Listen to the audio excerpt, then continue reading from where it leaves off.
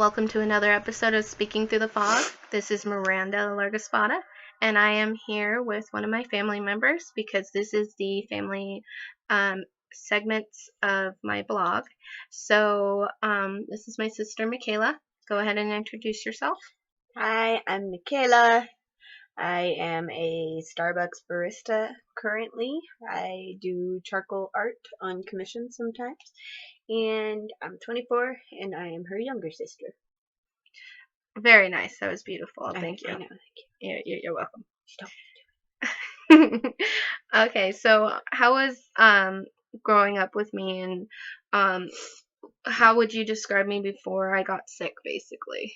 Well, growing up, we were always really close. We're only 3 years apart, so we always used to play together, and you were kind of known as a gremlin, where you would always play practical jokes on people and annoy the crap out of people just for the sake of it.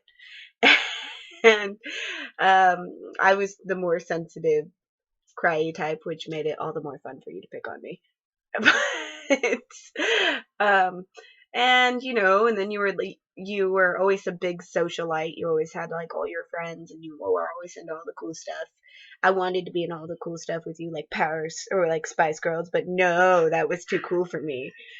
And well, in high school, you were like part of the super cool crowd, like cheerleading and all that stuff.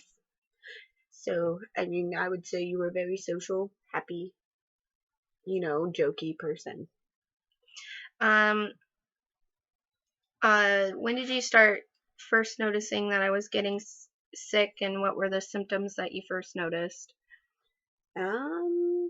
Probably after you had Emma was when you really started going downhill.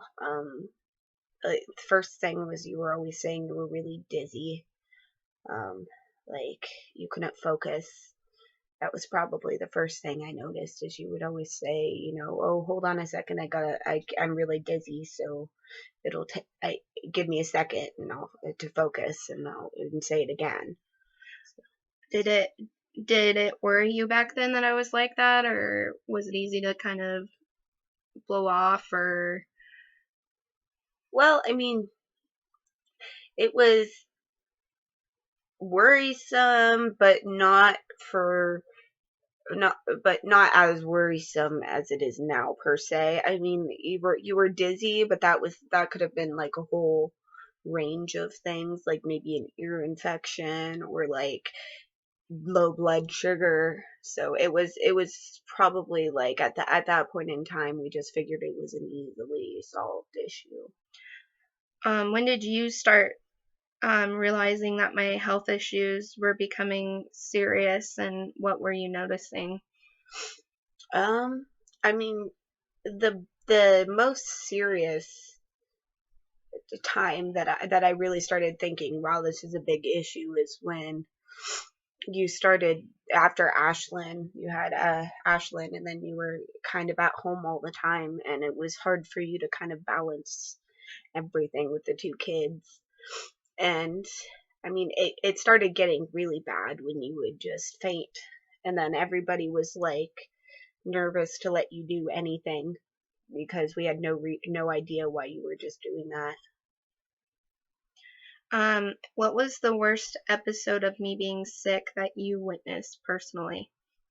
Probably when you fainted at the Thanksgiving dinner table into your plate. That was kind of bizarre because you had never fainted while sitting before, but you had like overdone yourself so much with Thanksgiving dinner, and then you just kind of like passed out kind of towards your plate. I wouldn't say you're completely in your plate, like you didn't sit up with potatoes in your face, but but it was pretty dramatic. So how has my being sick impacted you? Well, I mean, not as much as I would say dad or mom, because I'm always working and I have the dog, and I kind of take care of the dogs. So, I mean, most of it is that I take care of the kids, and I'm like the sole caretaker of the dogs, and Dad used to help me a lot more, but Dad's helping you. So, I mean, it's a lot of trying to play catch up. So, what would you say is your primary emotion about my sickness? It's fear. I mean, you've been my best friend my entire life, and it even in just the last couple of days, it's become really clear to me that I could lose you to early to something like this, and it's been a lot to think about, and it's been a lot that I've been trying to process because it's not something that seems to be getting better. Um,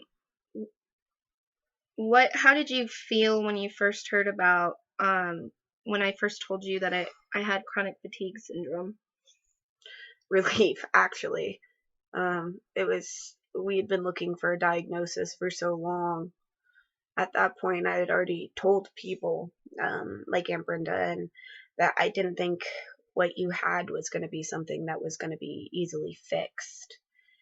And at this point, what we really needed was a diagnosis just so we could try to like work around it, and we would have the correct information we needed to come up with a game plan, basically. So at that point, I'd already been prepared for it not to be something like that would be fixed right away.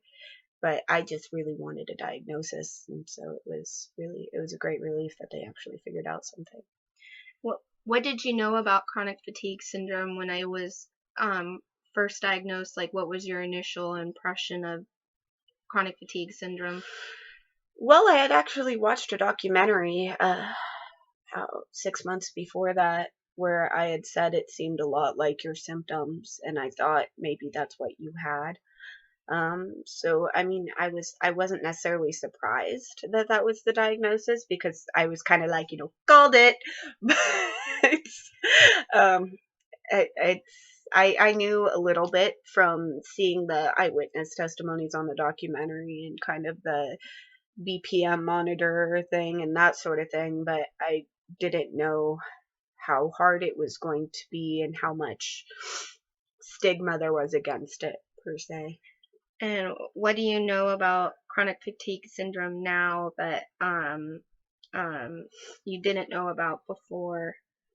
Um, I mean, it's a lot. Now that I've heard about it from you and researching it and that sort of thing, it's a lot more severe than I thought, for sure. I mean, there's a lot more physiological things going on that can be very harmful to your body that I wasn't even aware of. I mean, I didn't even realize how damaging it was or how damaging it was in the long run. I thought it was just like a fatigue disorder where it would put you out for the moment, but you could recover potentially. And I didn't realize that if you get into too severe of chronic fatigue, it could really be damaging. So, I skipped a question, so I'm going to come back to some. What was the first physical symptom you saw? Bless you. Thank you. What was the first physical symptom that you noticed for me? Because a lot of it was internal before. So, what was the first, like you were going, oh wow, yeah, she's actually sick, I can see it, kind of thing? The first, like, visual or visible symptom, you Yeah, mean? yeah. I would say it was when you started getting that really long stare, like you were trying to focus. Like you can tell when somebody is like kind of spacing out or not really quite there, and you started doing that a lot more at a certain point. Okay. Um, what's the hardest thing to come to terms with as far as me being sick? Like, what would you feel is the hardest thing for you to come to terms with? Um, I mean, it's hard for multiple reasons. I mean, the it's hard because, like I said, you're my best friend and you're my sister, and it's hard for you not to be who you were, and for you to basically be too exhausted to be who you are. But it's also really hard to see the kids kind of come to terms with mortality and see their mom sick, because I mean, it's something that you kind of want to shelter kids from, and you don't really want them to be exposed to this early, and it's something that they've kind of had to work through with themselves, and that's hard to see. So, how do you feel about my doctors and my experience? And Um, it's been a journey. It's been hard. I mean, doctors have. I mean, I was sitting in with you on the appointment when they told you you had migraines, which I was like, what? That doesn't even make sense. A lot of the things that they have done or prescribed to you just didn't make sense in the long run anyway. And a lot of it was, this is working now, so we're gonna continue with it, even though they had no idea on the long-term repercussions. So I feel like a lot of it was not only them kind of doing trial and error without any regards to the consequences, but it was also a lot of just pointing fingers and blaming it on things just because they couldn't figure it out. And that was the biggest problem, was instead of saying, I can't figure this out, I'm going to refer you to somebody who might be able to, they said, well, since I can't figure it out, it must be this. what is your outlook on my future? Like, what do you think it's going to be, or how do you feel it's going to be? I mean, if things continue the way they're going, I don't think it's going to be well. I mean, you've always been such an active person, so it's easy to see you just overdoing it. So, I mean, with especially these last few days where you've really been down and not really being able to, or sitting in the dark and not being able to handle much stimulation, and I mean, we're going to have to make a lot of allowances because you're not able to do things you used to do. Um, yeah.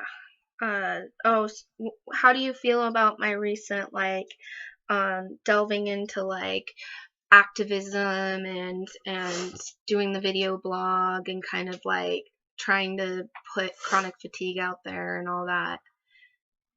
Well, I mean, overall, I think it's good. It's definitely good for other people with chronic fatigue who kind of need a voice for them. But at the same time, I mean, there's only so much you can do in a day, and something like this, it's a battle, and I'm not sure if it'll be good for you in the long run, just because there's so much you already can't do.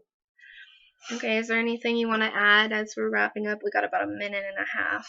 A minute and a half, a whole minute and a half. I know. I don't know.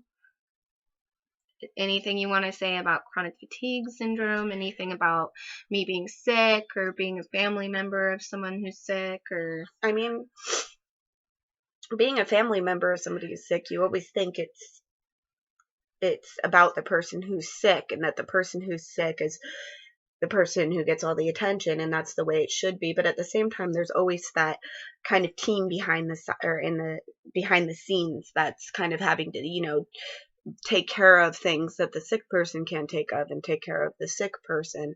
So I mean, it's never always all about somebody who has a chronic illness. It's about the whole unit that's having to support the chronic illness, because it doesn't affect just one life. And that's important to remember. It's not all about the one life it's affecting. It's about the lives that they're affecting by being sick as well. And so it's people don't think of it that way, that it changes so much, but it changes everything when somebody is sick, and that it's important to realize that. okay, well, thank you very much for being a part of my blog. Of course. I know it's kind of awkward and hard, and it's a hard topic to talk about. And I asked some kind of hard questions, some questions maybe you weren't wanting to think about. So I will be interviewing my mom and my daughter and possibly my dad. So stick around.